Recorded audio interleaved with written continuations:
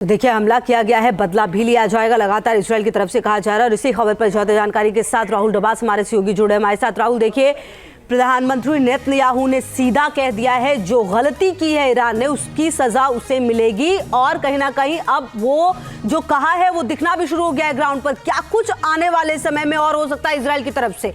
राहुल, देखिए, political leadership और military leadership दोनों का कथन अलग अलग है, क्योंकि आईडीएफ के स्पोक्सपर्सन ने कहा कि हम तारीख और स्थान खुद चेक करेंगे और तय करने के बाद ही हमला किया जाएगा। लेकिन बेंजामिन नेतन्याहू ने कहा कि इजराइल बहुत ज़बरदस्त हमला करेगा, और रक्षा मंत्री ने तो यहाँ तक कह दिया कि ईरान का नामो निशान मिटा दिया जाएगा। तो पॉलिटिकल लीडरशिप चाहते हैं कि बहुत जल्दी कार्रवाई हो।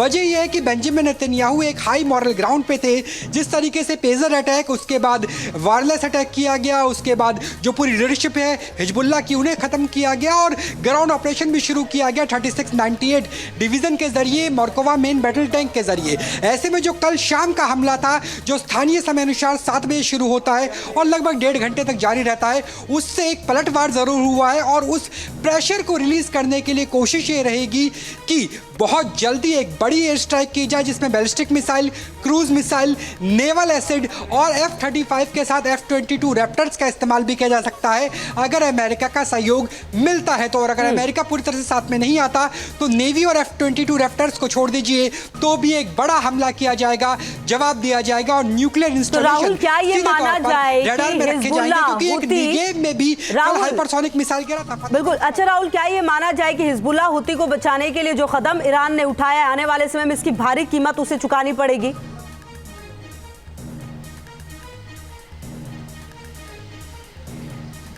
देखिए, जो भी ईरान ने फैसला लिया है वो बिना मॉस्को के अप्रूवल के नहीं लिया गया होगा, क्योंकि जब हाइपरसोनिक मिसाइल का इस्तेमाल किया जा रहा है और अगर पलटवार किया गया तेहरान पे या न्यूक्लियर स्टैब्लिशमेंट में, तो S-300 S-400 ट्राइम यानी जो सिस्टम है पूरा एयर डिफेंस का रशिया का, वो पहुंच चुका है, वो वेल स्टैब्लिश है। तो रशिया से पूछकर ही हमला किया गया होगा या एक तरीके से उन्हें विश्वास में लिया गया होगा। और वो जानते हैं कि जब हमास की बात आती है तो हमास सुन्नी मिलिटेंट ग्रुप है, लेकिन जब हिजबुल्लाह की बात आती है तो हिजबुल्लाह हमास और हूती से ज़्यादा ताकतवर है। हिजबुल्लाह जो दक्षिणी लेबनान के इलाके में है वो शिया है, और यही वजह है कि भारत से लेकर दुनिया के अलग अलग इलाकों में शियाओं ने प्रदर्शन किया था, और ईरान सबसे बड़ी शिया मुल्क है, शिया शक्ति है, और ऐसे में वो सपोर्ट में नहीं निकल के आता है तो मुस्लिम मुल्कों में जो ईरान की छवि है वो धूमिल हो सकती है। राहुल, बेहद महत्वपूर्ण बात आप कह रहे हैं। न्यूज नेशन अब व्हाट्सएप पर खबरों की ताजा अपडेट के लिए